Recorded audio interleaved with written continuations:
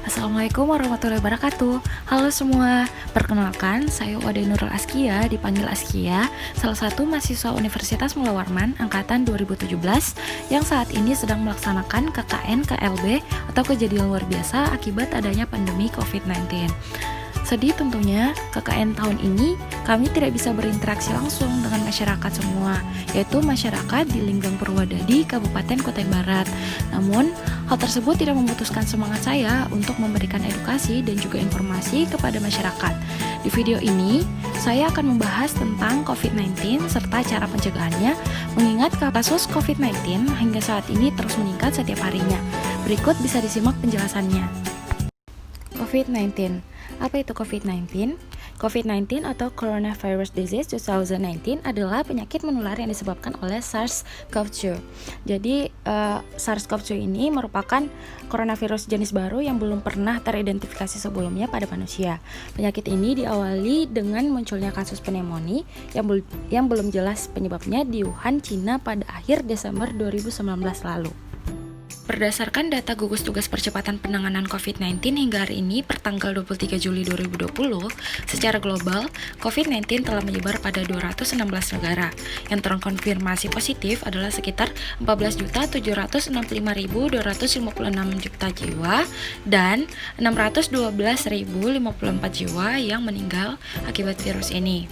Sedangkan di Indonesia sendiri yang terkonfirmasi positif adalah 91.751 jiwa, sembuh itu 50.255 jiwa, dan yang meninggal adalah sekitar 4.459 jiwa. Selanjutnya yaitu gejala. Gejala COVID-19 yang paling umum adalah demam, rasa lelah, dan batuk kering. Beberapa pasien mungkin mengalami rasa nyeri dan sakit, hidung tersumbat, pilek, nyeri kepala, sakit tenggorokan, diare, hilang penciuman dan pembauan, atau ruam kulit. Selain itu, beberapa orang yang terinfeksi tidak menunjukkan gejala apapun dan tetap merasa sehat. Menurut WHO tahun 2020, cara mengurangi kemungkinan terinfeksi atau menyebarkan COVID-19 antara lain, yang pertama, cuci tangan dengan teratur dan bersih. Yang kedua, pertahankan jarak dengan orang lain minimal 1 meter. Yang ketiga, hindari ke tempat yang ramai. Yang keempat, hindari memegang mata, hidung, dan juga mulut.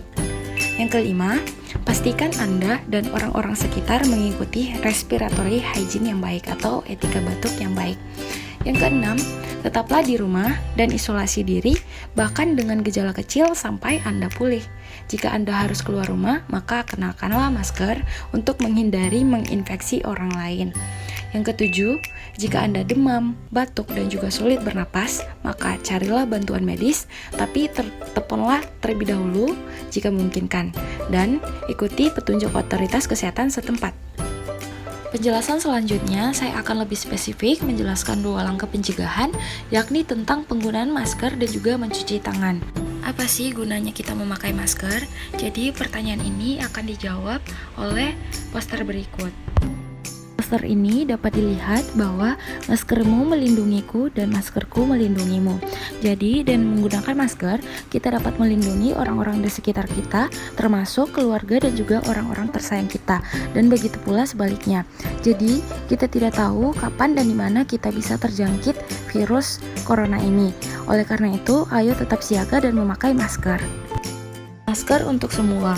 Organisasi Kesehatan Dunia atau WHO merekomendasikan dan juga mendukung penggunaan masker untuk semua orang sebagai upaya pencegahan penularan di tengah pandemi COVID-19 ini. Penggunaan masker yang tepat.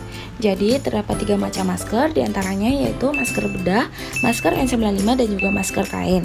Masker bedah digunakan oleh tenaga medis yang bekerja di fasilitas pelayanan kesehatan dan juga orang yang sakit, diantaranya sakit flu, batuk, dan juga radang tenggorokan. Kemudian yang kedua yaitu masker N95.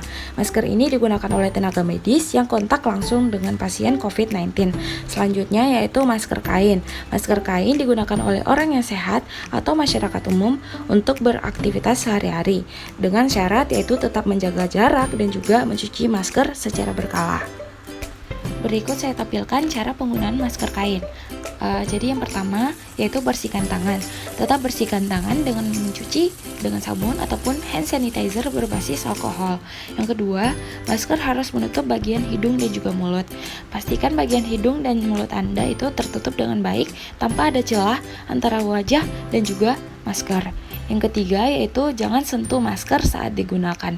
Jika terlanjur tersentuh, maka kemudian selanjutnya kembali bersihkan tangan dengan menggunakan sabun atau hand sanitizer yang berbasis alkohol. Yang keempat, buka dari belakang. Saat membuka masker, hindari menyentuh bagian depan.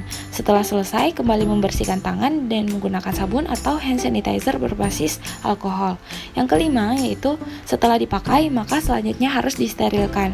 Setelah 1 kali pemakaian, langsung melakukan sterilisasi dengan direbus dengan air mendidih selama 10 menit atau cuci masker dengan menggunakan sabun. Selanjutnya akan dibahas tentang pentingnya mencuci tangan. Kenapa sih kita perlu mencuci tangan? Tangan merupakan media yang sangat ampuh untuk berpindahnya penyakit, karena tangan digunakan untuk memegang benda-benda yang seringkali kita tidak ketahui dengan pasti kebersihannya.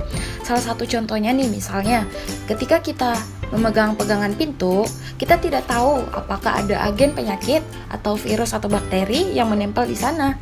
Bisa jadi sebelumnya dipegang oleh orang yang batuk, yang kalau batuknya tuh ditutup pakai telapak tangan.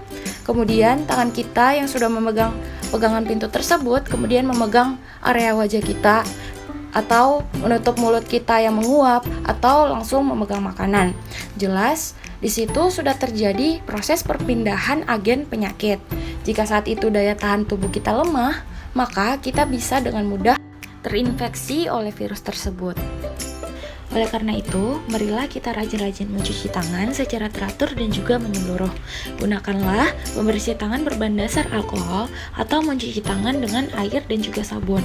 WHO 2020 telah membuat daftar kapan saja waktu yang tepat untuk mencuci tangan agar mencegah penularan dari COVID-19, yaitu yang pertama, setelah batuk atau bersin, yang kedua, setelah menyentuh atau merawat orang sakit, yang ketiga, sebelum dan setelah memasak makanan, yang keempat, setelah menggunakan toilet, yang kelima, ketika tampak kotor, dan juga yang keenam, setelah menyentuh binatang.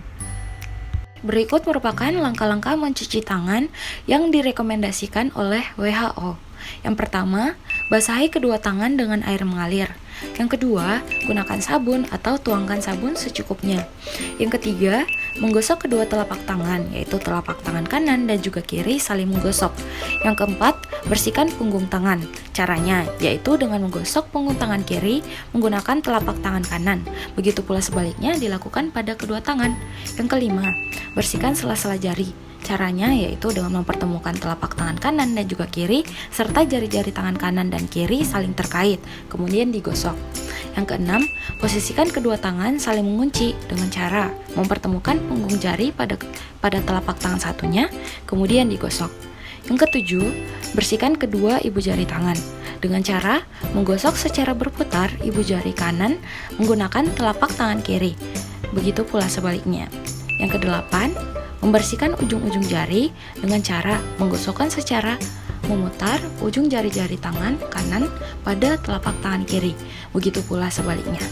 Yang kesembilan, bilas kedua tangan dengan menggunakan air mengalir hingga bersih. Yang kesepuluh, keringkan tangan dengan menggunakan handuk atau tisu sekali pakai. Kemudian Anda dapat menggunakan handuk atau tisu tersebut untuk menutup keran. Sebagai catatan, bersihkan tangan secara teratur dengan cuci tangan pakai sabun dan air mengalir selama 40-60 detik atau menggunakan cairan antiseptik berbasis alkohol atau yang disebut hand sanitizer minimal 20-30 detik. Oke, saya kira cukup sekian video ini. Lebih dan kurangnya mohon dimaafkan. Semoga kita senantiasa diberikan kesehatan dan juga tetap semangat dalam mencegah penularan dari COVID-19 ini. Terima kasih.